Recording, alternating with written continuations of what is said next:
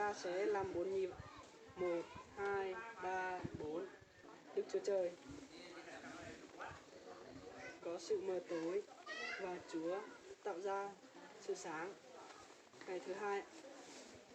1, 2, 3, 4. Đức Chúa Trời tạo nên khoảng không cao và rộng. Ngày thứ ba.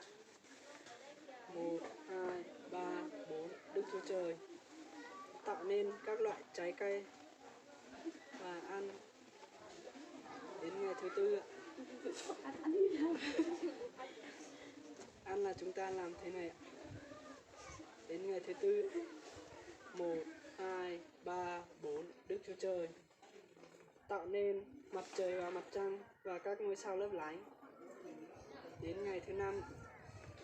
1, 2, 3, 4. Đức Chúa Trời tạo nên loài cá dưới biển, loài chim bay trên trời. Chúng ta khép hai ngón tay như thế này. Đến ngày thứ sáu. 1, 2, 3, 4. Đức Chúa Trời tạo nên con người có đầu, vai và Chúa nắm. Và Chúa nhìn tất cả mọi việc. Chúa nhìn và Chúa rất vui. Và Chúa thương. Đến ngày thứ bảy ạ. 1, 2, 3, 4. Đức Chúa Trời. Chúa làm hết mọi việc và Chúa nghỉ ngơi.